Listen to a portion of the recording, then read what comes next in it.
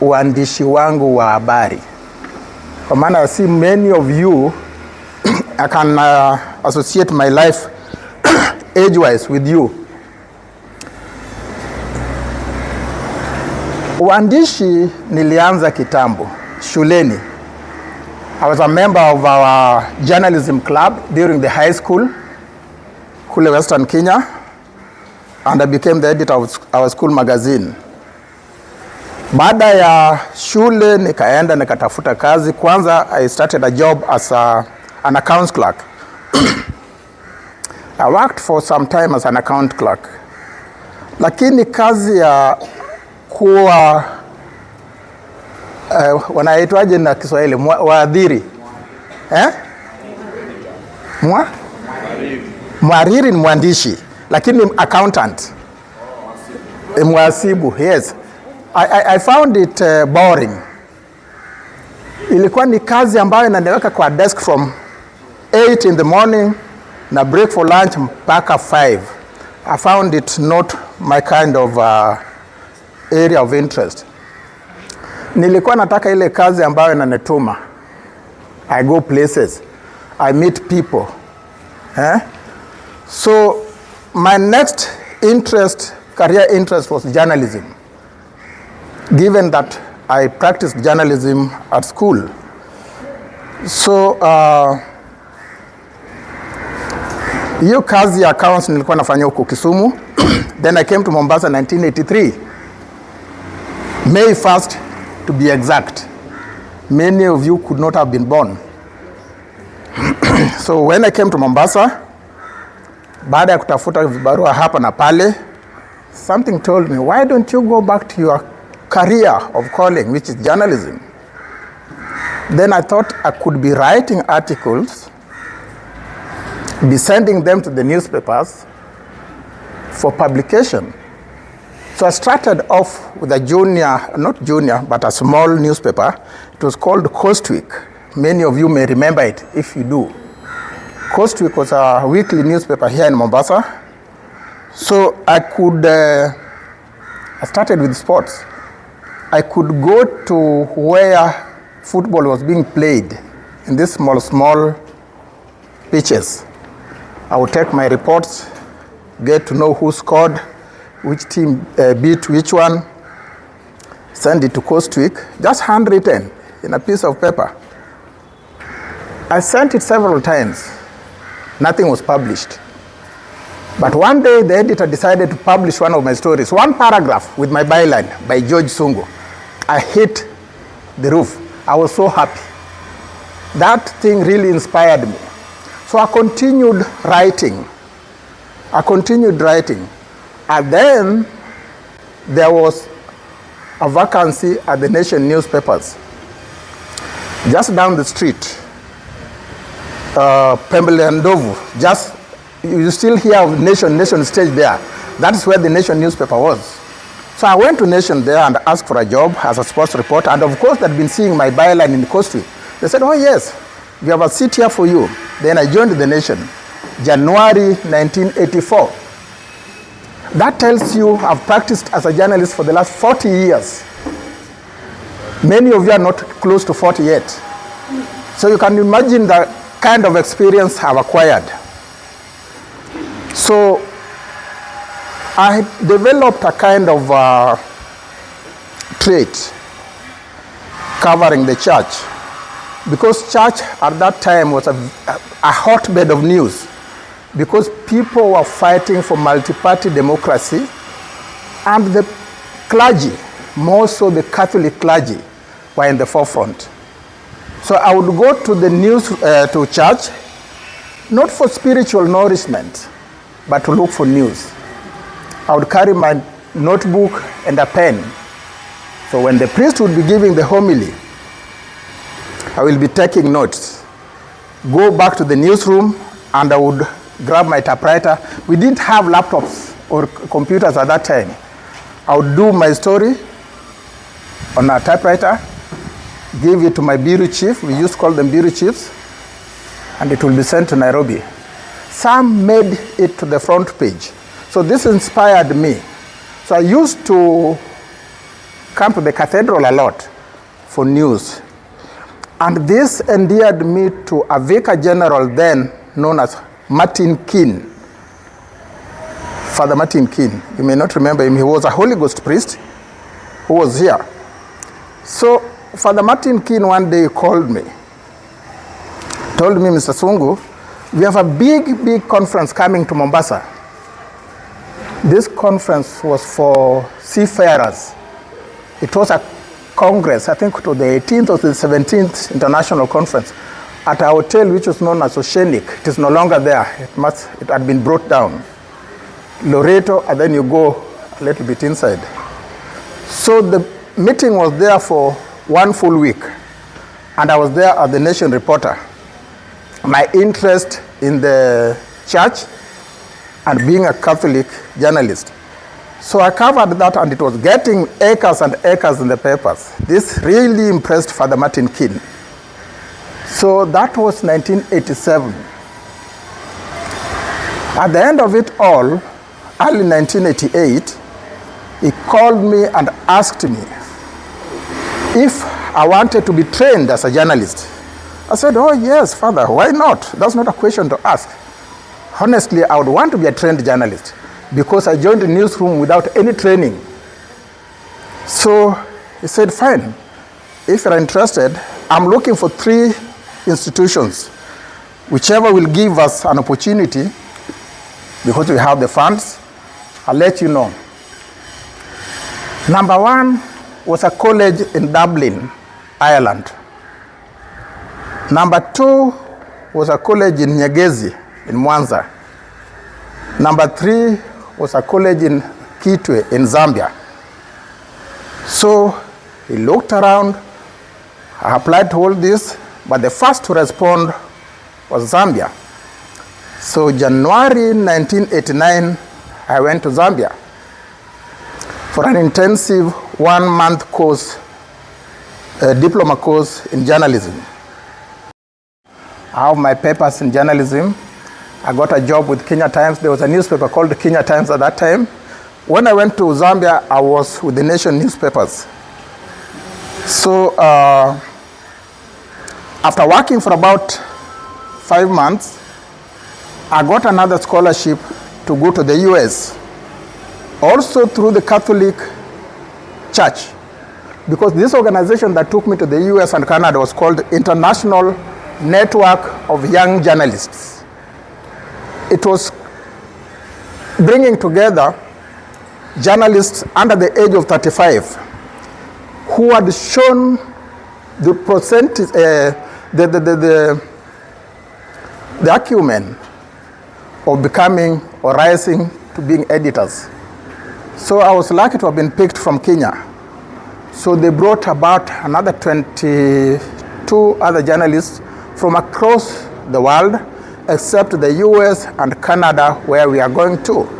The course was called the Summer University.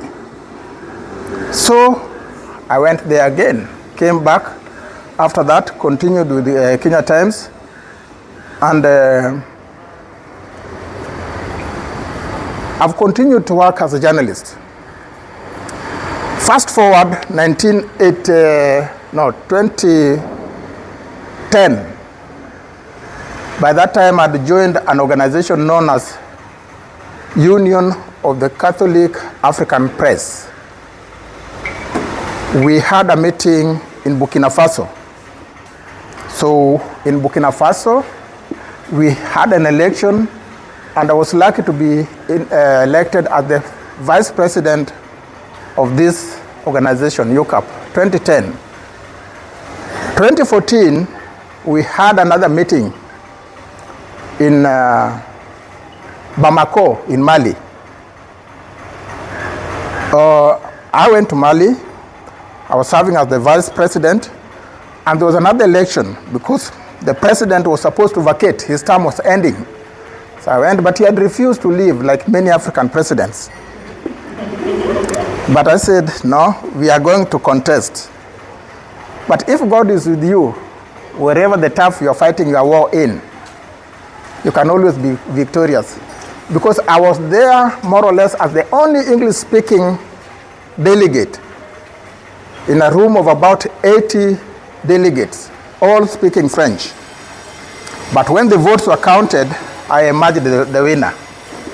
Very interesting. They had to translate for me 3 times for me to know that it was me who had won, because I couldn't understand the French. So it was during my tenure as the president of this organization that the Holy Father, departed Pope Francis, was launching Synod on Synodalities. You remember? 2021. So I had extended up to 2021 because of COVID. We could not hold our election. We were supposed to go to Gabon. We could not go to Gabon because all the borders were closed. So we said, let us postpone our elections. So when the Synod on Synodality was being launched, I was still on seat through extension.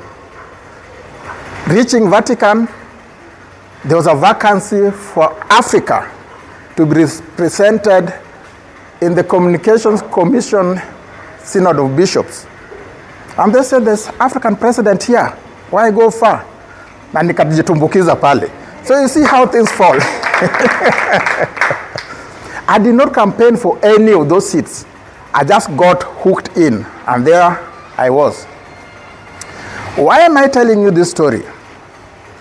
I'm telling you this story hoping that it would inspire some of you. When I started working as a journalist, I was 22 years old.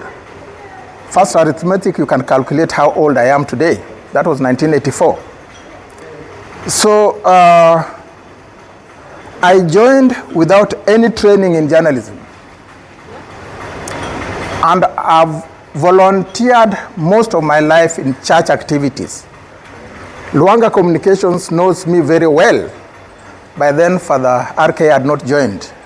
But Sister Maggie, may God rest her soul, knows very well my contribution to Luanga Communication when they were starting, when they were progressing. And I also served as a archdiocesan coordinator of a ministry known as Apostleship of the Sea, where your chair lady is working today, Stella Maris. For 12 years, I was the coordinator of Apostleship of the Sea. As a volunteer, no money paid to me. But I did everything the best way I could, quite often using my personal resources. Not like now where they have all the money coming their way. Then I was not a staff. I was doing this in between my other jobs. But I managed. It helped me travel the world and see people and see ports. So the reason I'm telling you this story, I know you are volunteering. Many of you use your personal time. Many of you may be using your personal resources to do what the church expects of you, isn't it? I'll encourage you to continue doing just that. And when you're doing it, do it the best way possible that you can.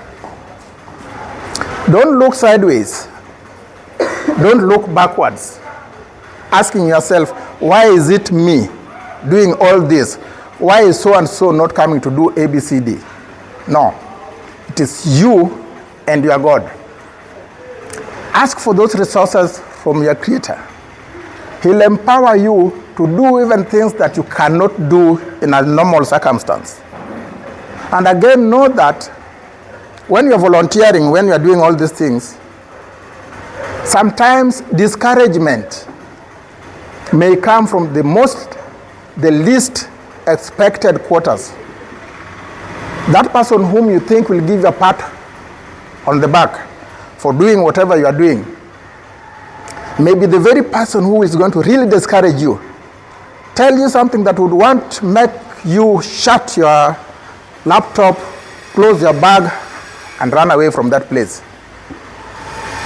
So don't give in to such kind of situations, because you are not doing this for any mortal being.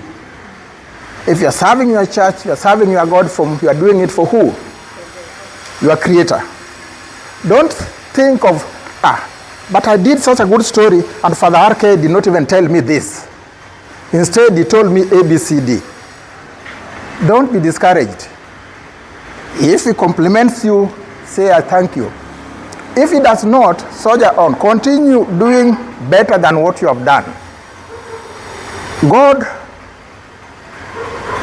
rewards people in very strange ways. You will be paid, and you can be paid in very, very strange ways. You may not get monetary gain for what you are doing, but your blessings will be abound. You'll be passing certain obstacles on your way, which you'll be asking yourself, na hapa niliruka vipi? Hapa nikapita namna gani? Lakini known as Signis, a World Catholic Association for Communicators. So this is the body that brings Catholic journalists together globally. In 1963, the then Pope, Paul VI, came up with a decree which was known as Inter Mirifica. Inter Mirifica, he instructed all the bishops running dioceses to establish communication offices in 1963. That was almost immediately after the Vatican II, because the church wanted to use the media now strongly in evangelization and also to improve, to pass desirable messages to its followers.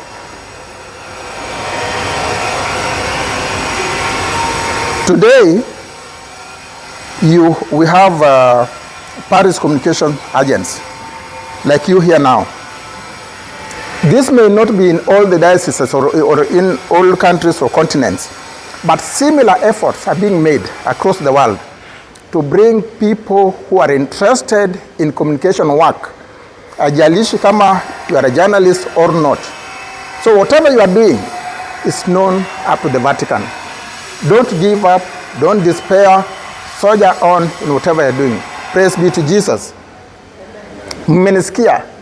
Si mmetosheka? Asanteni sana.